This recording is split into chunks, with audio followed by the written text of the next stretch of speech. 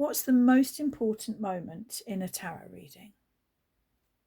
I know my answer, but I'm going to share various important points in a tarot reading that I think are really overlooked.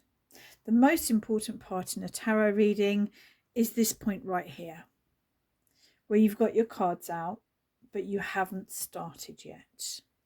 I think it's really important before any tarot reading, whether you're reading for yourself, whether you're reading for someone else, whether that's a paid client or a friend or a co-worker, actually stop and ask yourself, do I feel comfortable reading now? This may be because you're tired. It may be because you feel pressured to read. It may be because you feel uncomfortable, perhaps with the person you're about to read for. Or maybe you just feel uncomfortable about the question you're reading for if you're reading for yourself. I think the most important part of any tarot reading is the conscious choice to actually pick up the cards. The next important point in a tarot reading is to consider the question. I actually think one of the most important parts of my role as a professional tarot reader is to reword your question so that it is helpful to you. Particularly my email clients, they quickly get the hang of this. And one of the things that I really love with my regular email clients is they will start wording their questions to reflect questions I've already answered for them.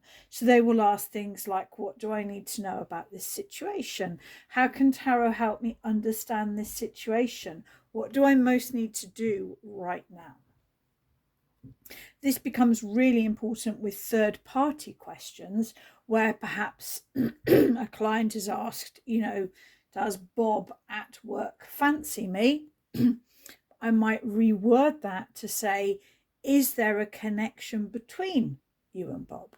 And just subtly rewording it takes the emphasis off the third party and back onto the two of you. So taking the time to phrase the question carefully. I often mind map when I'm reading for clients. I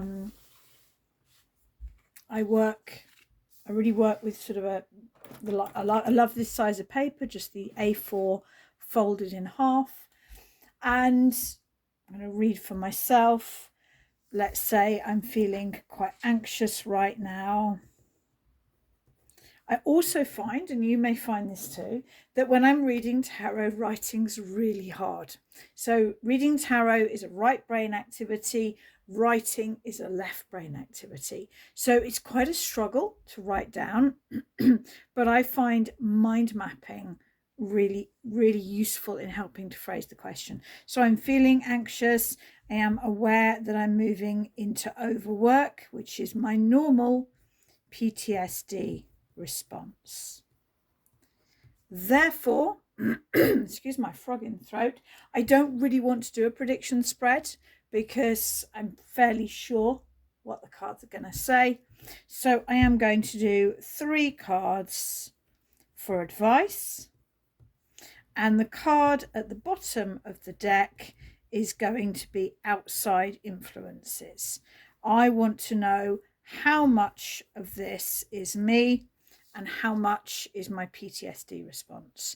And if you were talking to me, if you're a client, I would be looking at you. I don't really care how readable my notes are tomorrow or next month, but as you're talking to me, I will be writing down keywords so that when I start to shuffle the cards, I can perhaps highlight particular words, or I can quickly jot down which spread I'm doing. I don't use many traditional spreads because I listen to what my client, or I consider what I want to know, and I read cards to answer that. So we've got the important milestones in a reading. The first is choosing to read. And if you are reading for other people, always realize it is better to say no and read at a later date when you know that you can do a good job than to say yes and offer a reading that isn't that helpful. Then it is phrasing the question and contemplating how many cards you're going to lay out, which spread you're going to lay out. Of course, the next important milestone in a reading is actually shuffling. This is far more important than many people realize. This is when the magic happens, right? I don't think it matters whether you shuffle with your left hand, your right hand. I don't riffle shuffle because it ruins cards. But hey, if you don't mind that, riffle shuffle. But when you're shuffling, just let your mind settle. I actually shuffle my cards sometimes just to relax myself, because for me, it creates quite a relaxed state of mind. I like to sit with my feet flat on the floor so that I am grounded. I like to sit with my crown, top of my head, facing the sky, so that I am open. I'm creating an axis mundi between the earth and the sky. If one flips over, as it did right then, I take note of it. Queen of Pentacles, Mum. Just come back from a week's holiday with friends. It was really unusual for me because the friends were really looking after my boys, and that doesn't happen very often in my life. Also, I left my teenage daughter at home for the first time, so it felt really weird, and I feel like I'm back in mum mode again after a week off being mum, and it's interesting. So I think that's where that flipped out. So if ones flip over, I just note them in my mind, consider them, but I usually put them back. So whilst I'm shuffling, I'm usually looking at my notes, really considering what my question is, and then the cut. To me, the cut is like the full stop. It is the moment of total focus. I often look away from a client at this point. I want to look inwards. I often, and it's just a habit, I often actually just touch my heart space. Just a kind of a physical reminder for the highest good. Reading with love. Whatever works for you. If you have a crystal, you might want to touch it at this point. If you have a deity, you might want to whisper a blessing. To me, after choosing to read, cutting the deck is the next monumental, huge moment, because this is when we're asking the cards to present themselves in the most helpful way. I like to just cut into 3 and put the deck back. If it works for you, do it that way. If you prefer working with your left hand, fine. If you have a number that's more powerful to you than 3, fine. It's about making it meaningful to you rather than following someone else's technique without understanding why. Okay, that's the most important thing. And now 3 cards offering advice. One of the most sort of important parts of actually reading the cards that people so easily overlook is to remember to actually look at the cards. If you want to know what my absolute number 1 pet peeve is of tarot readers, and I have seen this happen, is people that write keywords over the picture. The picture is your information. Yes, it triggers information from either your unconscious or your psychic awareness or wherever you want to say that information comes from, but it's the picture that matters. So please, please, please, if you have to write keywords, at least write them on the back. So I turn the cards over 1 at a time, and I read each card 1 at a time, because if I turn all 3 over, and the Tower's there, or the 10 of Swords, or the 9 of Swords, I'm only human. My mind is going right to that. And I'm overlooking the power of the first card. So I asked for practical advice.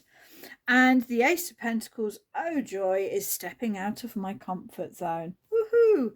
It might also represent investing money in my business. I don't really spend much on advertising. If anything, I probably should. It's probably a useful idea. Might also be investing in an editor for my upcoming book.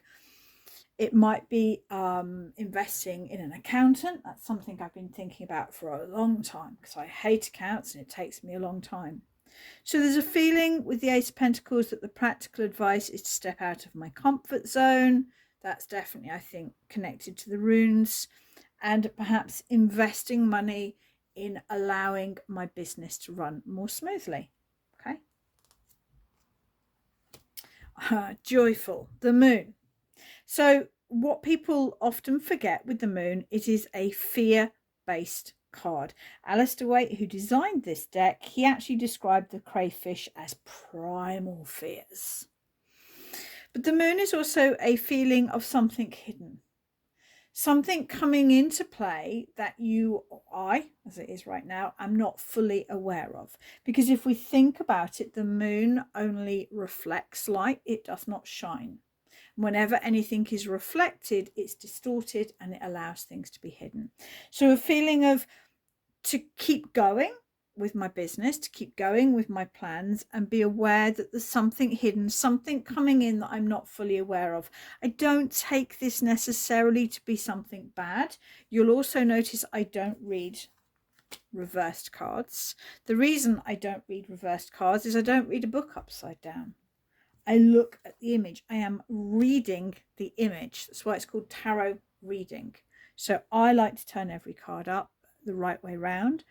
And whether it's positive or negative is going to depend on my question and the cards around it. And we've got two really, really positive cards either side.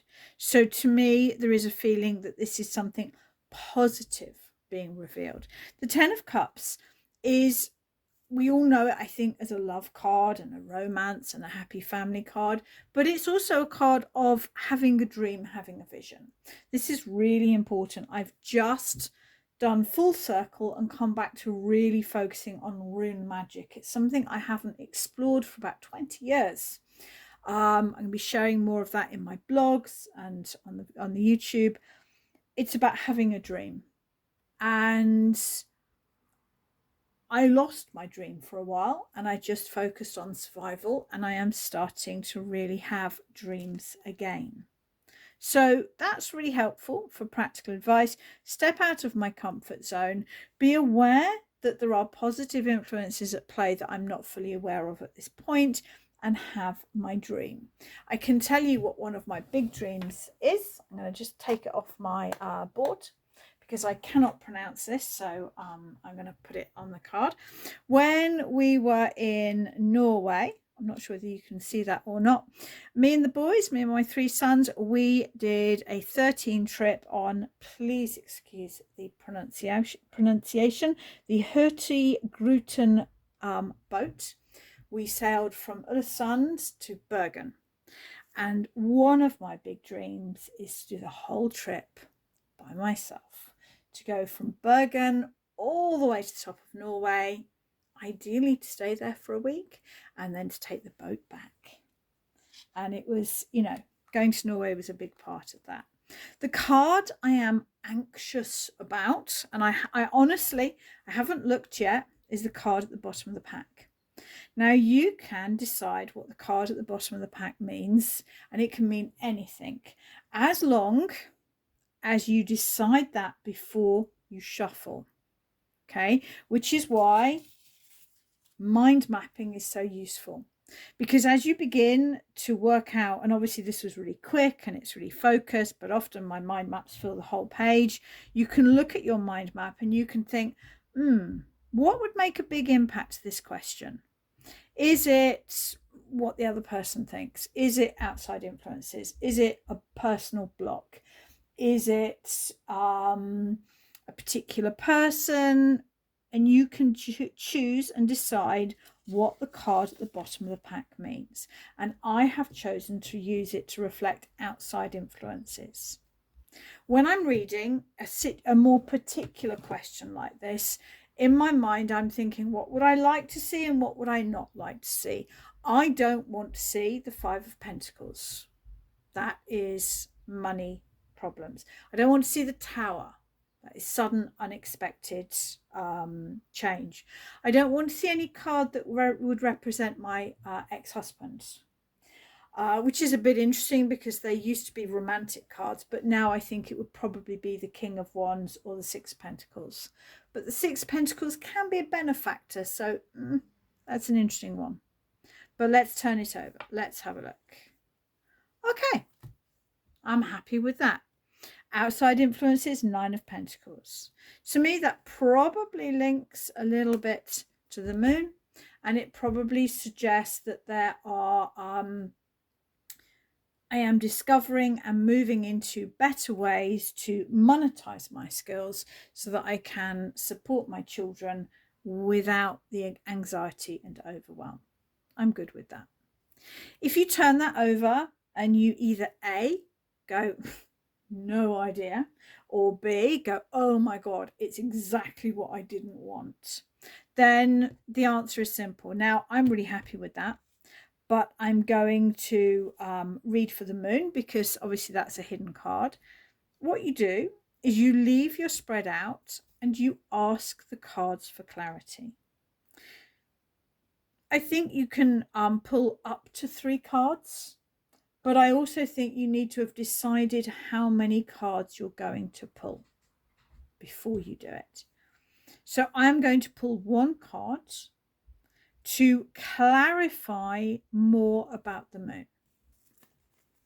So we reshuffle. I am looking at the moon card and I am asking, what do I need to know about this?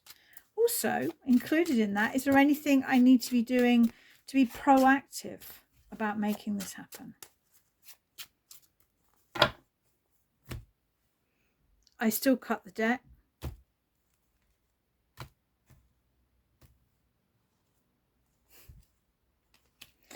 Don't overthink. That makes a lot of sense to me. How can I possibly step out of my comfort zone? And do feel free in a reading, and I do this with clients as well, to rearrange the cards so that they are easier to see the story, to explain. It's hard to step out of my comfort zone. It's hard to have dreams when I am caught in an overthinking, fear-based pattern. Nobody is creative and problem solving and uplifting when they are caught in the Nine of Swords. So the cards are saying, let that go. Fair enough. The outside influences are good and positive and stable. There is something I am not fully aware of coming in that will allow me to step out of my comfort zone and create a business that nurtures me rather than a business that sometimes feels like a northern mill constantly going. And there you go. So, you know, the first important point of any reading is actually choosing to read the cards. So just scoop my book under there. Available direct from my website or from any good online bookshop. It is print on demand, so you can't just walk in to a bookshop and buy it. But I do have a print run, so if you're buying direct from me, I'll be able to post it right off. The last point to remember, if you're reading for someone else, I think it's really important that you confirm, are you okay with that? Do you understand? Is it helpful? Is there anything you're worried about? Just confirm that they feel good about your reading and that they don't have any lingering questions. And if you're reading for yourself, then I think just noting a couple of bits down, just journaling.